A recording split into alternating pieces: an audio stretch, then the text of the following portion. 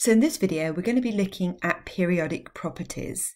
Now, there's nothing new in this topic. It just brings together ideas from atomic and electron structure, as well as the bonding packs. And it's just a summary of the periodic properties of the periodic table. So there's a useful PowerPoint on Godalming Online, which you can use in place of this video or alongside this video to complete pages 1 to 6 of your notes. So to start off with, periodic properties are properties which show a periodic pattern across a period. So they repeat from period to period, and you do need to know that definition. Now, the first one we're going to look at in terms of a periodic property is the electron structure. So we're going to write out the electron structure for the group 1 and group 2 elements. So there are the electron configurations of the group 1 and the group 2 elements. And as you can see, there is a periodic property as we go across a period. So as we go across, we're in period 2, then period 3, then period 4. But you can see there is this pattern.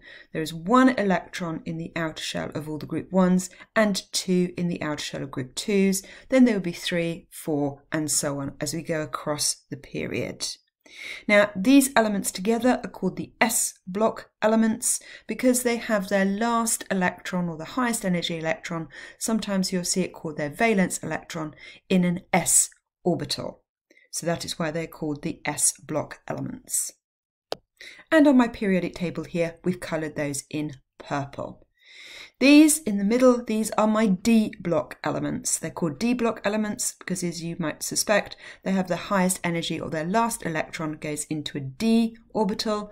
And then we have the P block over here. The P block elements have the highest energy electron in a P orbital. So the S block elements, generally speaking, are very reactive, and they're reactive because they have low ionization energies. So they generally react by losing an electron, forming a cation, and forming ionic bonds. Whereas the P block elements, they change from metals to non-metals. And that's because, if you remember, as you go across a period, the ionization energy increases. So for something like aluminium, it's relatively easy for it to lose electrons, but then as we go across, it becomes harder to lose those electrons, and therefore elements on this side of the periodic table, generally speaking, do not form ionic bonds, they form covalent bonds. D block elements also contain what we call the transition metals, and we'll come back to study those next year.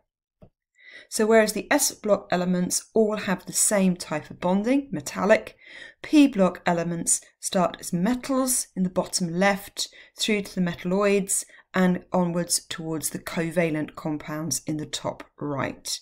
And they even have the noble gases in the P block, which are monatomic, and they don't tend to form compounds. The second periodic property we're looking at is atomic radii.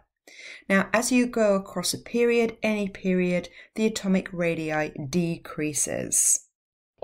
The reason for this is threefold. As you go across a period, you have one more proton in the nucleus, so you have an additional proton.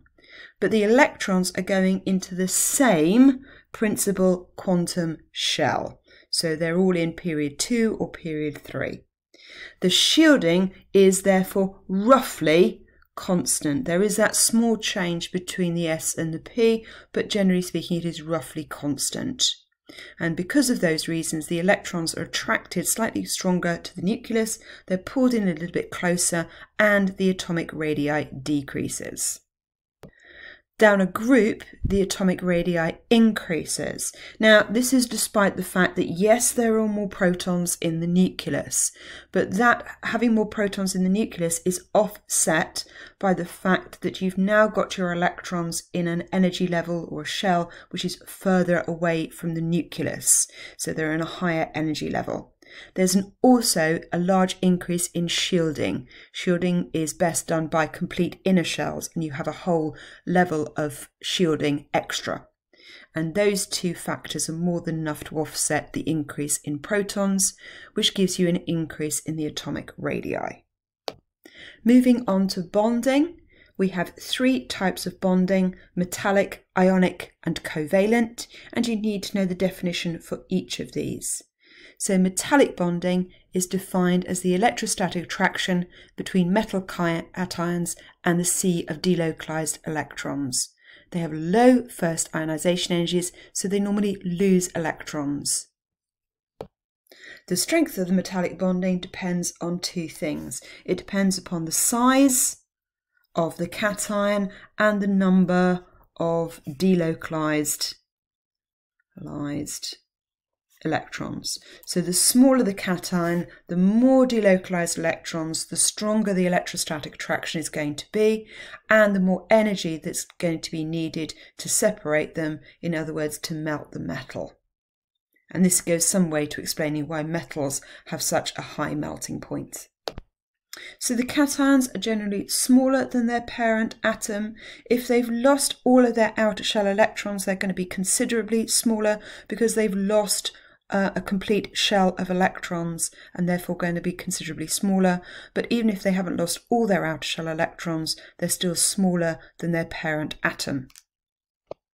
Ionic bonding is defined as the electrostatic attraction between oppositely charged ions, and again their strength depends on two things. This time the size of the ion and the charge of the ion. So we're back to our old friends size and charge. In terms of bonding, it's always the same two things you need to consider: the size and the charge.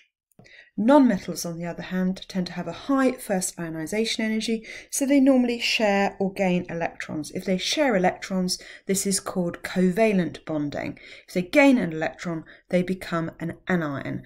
Anions, generally speaking, are larger than their parent atom because the added electron has more electron-electron repulsion, so they become larger. The last type of bonding we have is covalent, and covalent again is the electrostatic attraction between the nuclei and the bonding pair of electrons. Again, we have the same two things that give us the strength of the covalent bonding. So the length of the bond, that's basically our size, and again, the shorter the bond, the stronger the bond. Also, if you have a double bond, because that's shorter, it's going to be stronger. So periodicity is defined as this repeating pattern across the period. Another periodic pattern is ionization energies. Ionization energies is defined as the energy required to remove 1 mole of electrons from 1 mole of gaseous atoms. So do make sure you remember that they are gaseous. So this is a good example of an equation. Do remember to charge balance it, so make sure you have the electron on the product's side.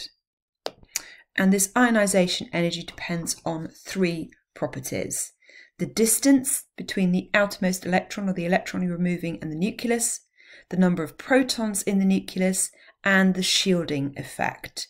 So the greater the shielding, the greater the number of inner shells, that reduces the ionization energy.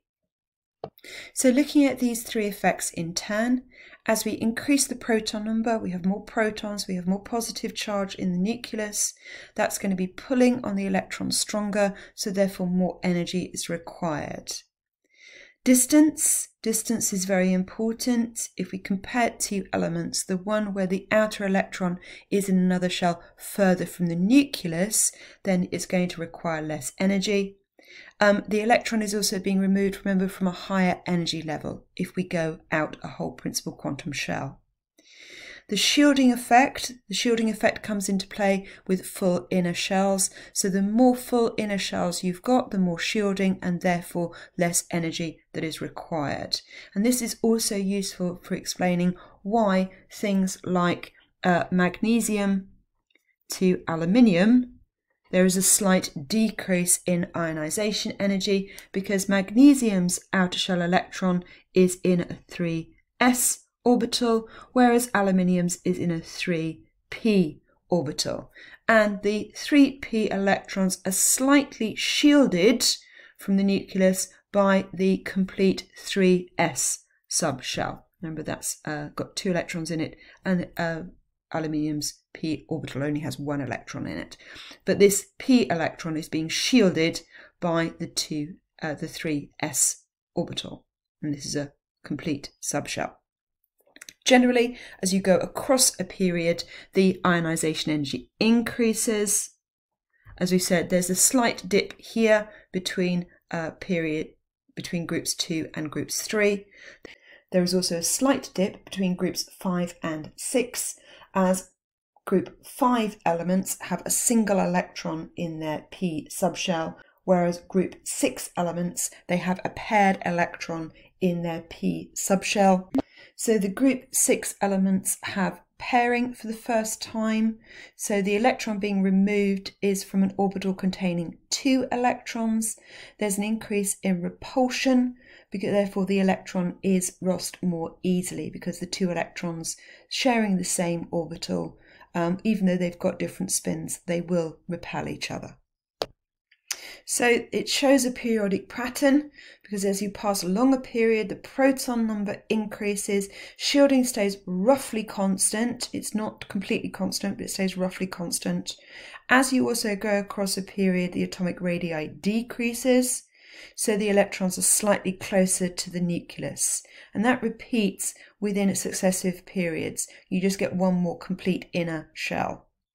There are those small discontinuities that we talked about between 2 and 3, where the 3s electrons shield the 3p electrons, or the 4s shield the 4p, or so on. And also the 5 and 6, where you've got spin pairing for the first time. So you've got 2 electrons in the same orbital. Those electrons are going to repel each other in group 6, making it slightly easier to remove that paired electron. There's a relationship between atomic radii and first ionization energy. Basically, the larger the radii, the lower the ionization energy. This is because the electron is further away from the nucleus. It's experiencing less electrostatic attraction towards the nucleus, and therefore it's slightly easier to remove it.